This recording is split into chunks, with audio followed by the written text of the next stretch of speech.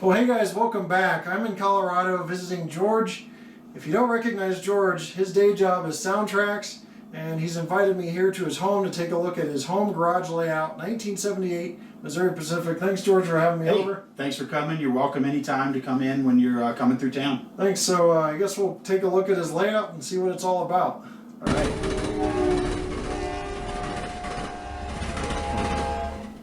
All right, so what you're seeing is a staging yard. This is a removable section that crosses the entryway into the garage, so that way I can still move the cars in and out. But this is, I've decided to scenic it because there's going to be trains there anyway, but it's visible, just gives a little bit visual element. But there's 3 small tracks. We're running short trains, single, double unit, so this will all come together. And then we've got the railroad crossing here, so we're trying to add a few crossings to make sure that the engineers have to use the whistle, use the air horns. Then I've got a small little fill area, switching yard. Gives me a few tracks, some run around, so I can bring trains in, bring trains out from the industrial area. Back in the back corner there, you can see some of my track cleaning tools that I've got. The good news is I don't have to use them all that often, considering it's a garage layout. Small industry, or a small engine facility. But we've got to make sure you've got the fuel tanks back there, because you got to keep the diesel engines running. So some of the small details like that. We've got our SoundTraxx's 20th anniversary box car as a storage room right now. Don't have a narrow gauge place to run it.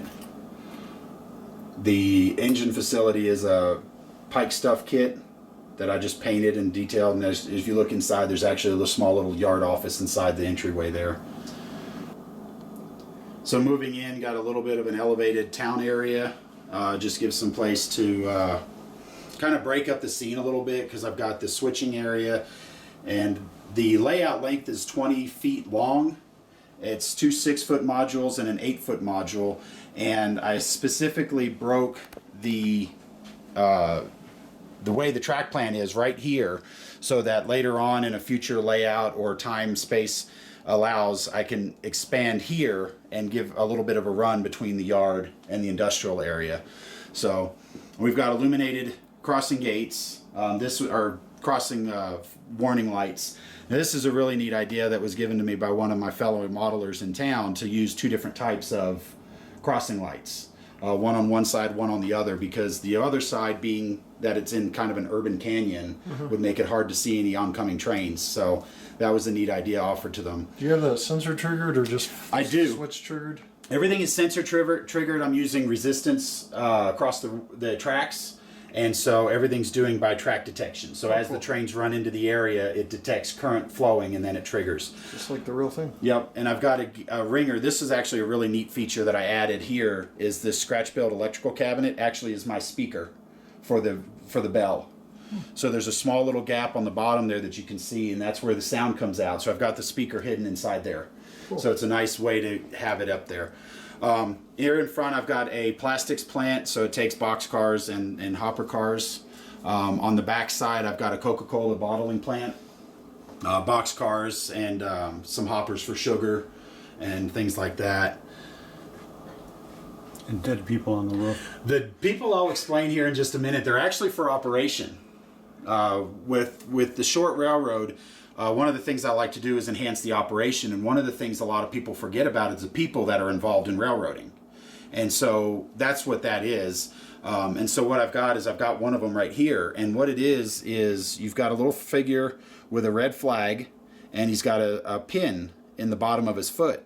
So we can stab him into the scenery wherever we need, and we can flag protect our movements for our trains.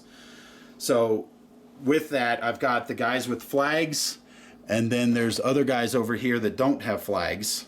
And the purpose is that when the railroad has to manually throw the turnouts, the guys have to get off the train to go throw the turnout. Superman doesn't fly 10 to 15 feet in front of the train. So when the train stops in front, we have to stab the guy into the scenery, throw the turnout, and then verify that the route is clear, and then wave the train through. So this gives that extra element of slowing down the operation, so a small layout like this really doesn't seem as small as it is. So that's one of the fun things. That and adding sound using the Tsunami 2 with the brakes, the independent brakes, the automatic brakes, whistle signals, all that really adds this much extra element to your operation.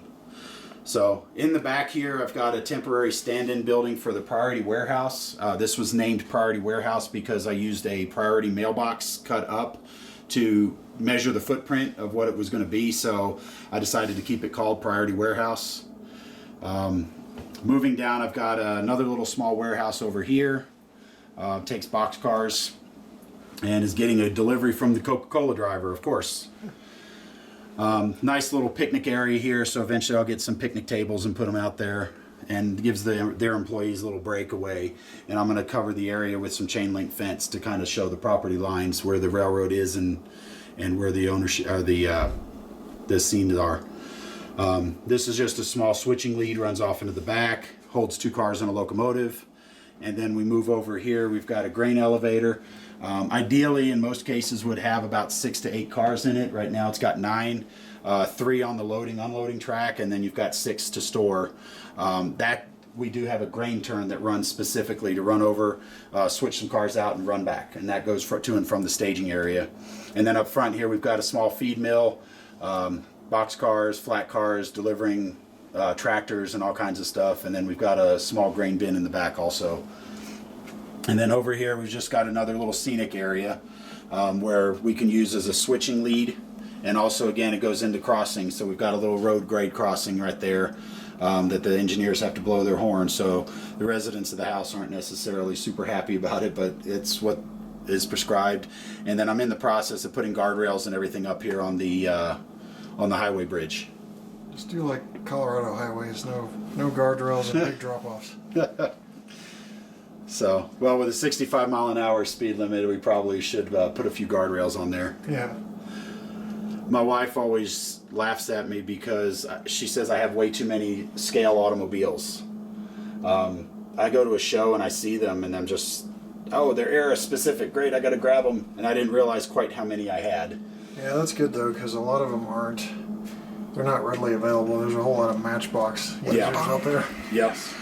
So this is one of the Athearn Genesis GP15s that I did with the Tsunami 2. I've got independent headlight, backup light, and then front and rear class lights.